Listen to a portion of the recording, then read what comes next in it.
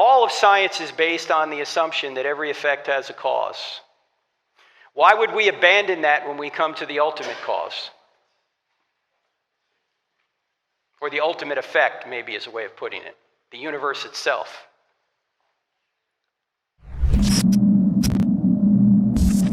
Yeah, thanks for the talk. Yes. So I want to ask about the cosmological argument. Yeah. So your claim is that it is a more reasonable view to think that someone created something from nothing, as opposed to the contrary view.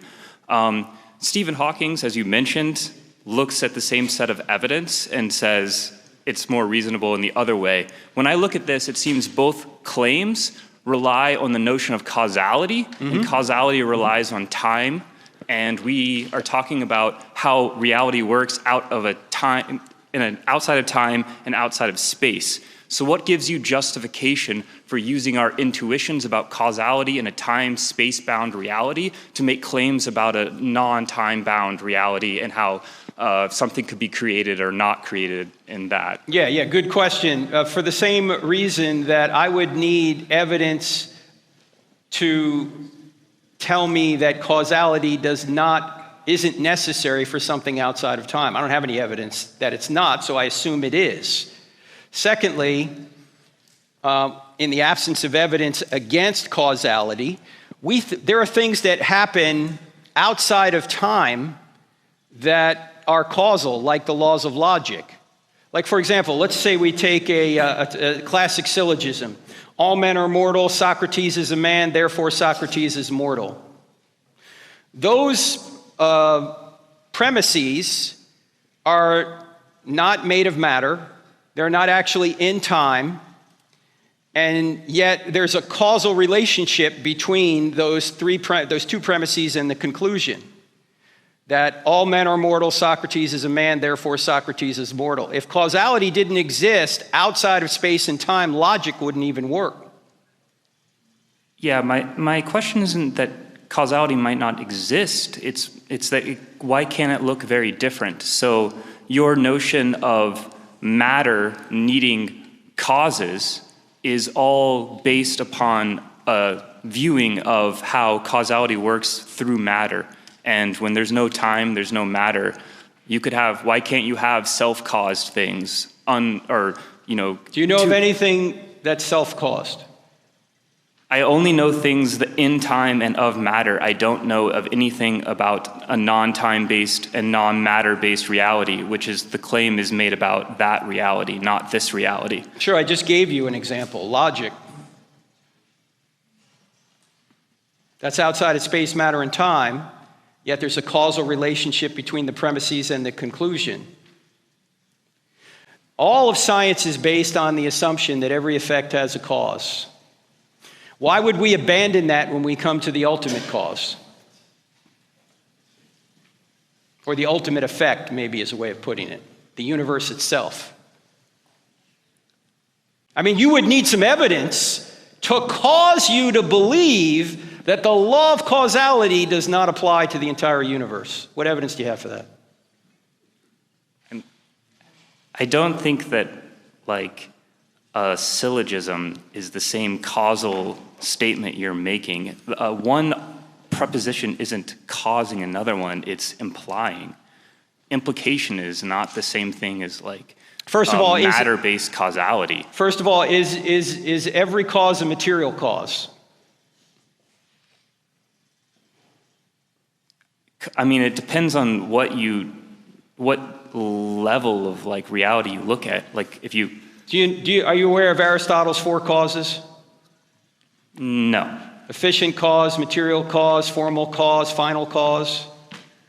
Yeah, I'm not familiar. Okay, well, there are different types of causes. An efficient cause may be you at the microphone. You're causing this question, right? A material cause might be your brain and the microphone. A formal cause is the form of the argument you're making, say, and the final cause is the purpose for which you are asking the question. And those 4 causes, only one of them is material. Only one of them is made of molecules. So maybe another analogy might be easier to understand. Whoever built this building had a plan, that's the formal cause. They had a goal, that's the final cause, to have an auditorium like this. They had molecules like metal and boards and windows, that's the material cause. And then the people that actually built it, or the people that designed it, were the efficient cause. They thought of the ability to build this, and they actually then did put all this material together to create this room. But only one of them is material. That's the stuff out of which the room is made. So your claim is that the existence of some matter and time alone is enough to deduce the necessary, like, the existence of a efficient or a formal cause? Well, when you look at all the evidence, and we only had to go over it at 30,000 feet tonight, when you look at, say, the two arguments, the cosmological and the teleological argument, and you realize that space, matter, and time had a beginning, it seems to me that the obvious implication is that whatever caused that has to be beyond space, matter, and time. So it would have to be a spaceless, timeless, immaterial, powerful, moral, personal, intelligent cause. We throw the moral argument in there. So we're just reasoning from effects back to the cause. That's what we always do in science. Now, you can say, I don't think causality applies to the ultimate effect of all. You can say that, but do you have any evidence for that?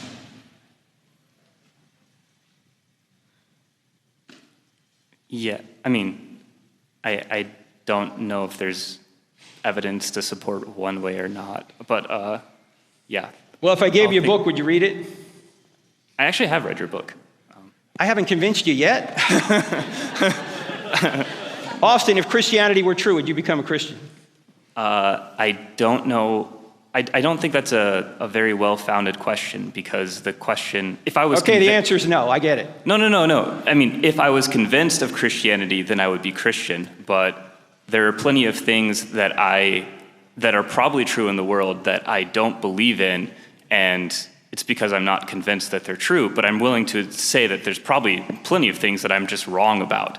So I don't know how to answer that question. Why wouldn't you know how to answer it? If you discovered it was true, would you become a Christian? I mean, if the question is, if I was convinced that Christianity was true, would I be Christian? Then yes, but that's a syllogism. That's an obviously true statement. The problem is not whether it's true, it's whether I'm convinced of its trueness. And if I'm not convinced of it, how can I be Christian? Well, there's a difference between belief that and belief in. Yes, you want to have belief that it's true. But to go from belief that to belief in is another step. Belief that is just intellectual. Belief in is not just intellectual, but moral or volitional. Like, for example, are you married, by the way? No, I'm not. Okay, let's say for the sake of argument, you meet somebody that you think could be a good spouse, and you say to that person, I think that you would make a great wife, and that person's interested in you. What would that girl say to you, or that woman say to you after that? Well, do you want me to be your wife? Yeah. In other words, she would want you to go from belief that to belief in. Belief that is just intellectual. Yeah, you'll make a great wife. Belief in is, I'm going to trust in you, not just believe that you're going to make a great wife. I'm going to commit myself to you. That's what Christianity is. You can get to believe that, and then you go, I'm going to believe in now. I'm going to trust in. Yeah, my point is just that the belief that is oftentimes a necessary step for the belief in. I agree. And asking the question, if it were true, would you believe, is kind of not, I don't think, like I said, it's not a well-founded question, because if you don't believe that it's true, of course you're not going to believe. What I'm implying by the question is that if I could be convinced, then of course I would be, of course I would believe, but that seems like an obviously true statement. No, because a lot of people know it's true and don't want it to be true. Yeah, but I guess I'm not one of those people. How much reading have you done? How many books have you read? I've read a fair amount of books. On this topic, how many?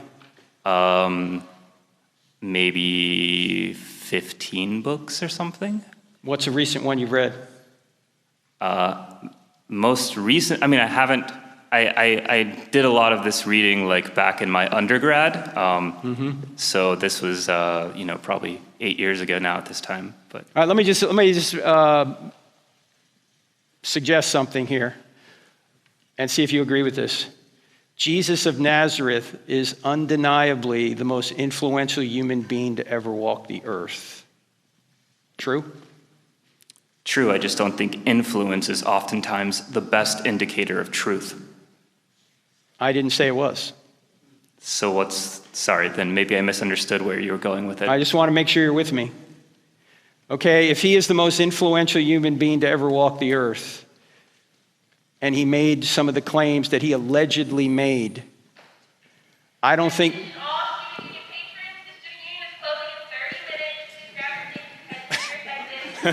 We better bring our items to checkout. Huh? If Jesus is the most influential human being in history, and he allegedly said some things that your and my eternity rest on, we would be foolish if we didn't thoroughly investigate him as a person. True? Yeah, I think that's true. Okay, good. Go therefore and do so. All right, thank you. Thanks, Austin.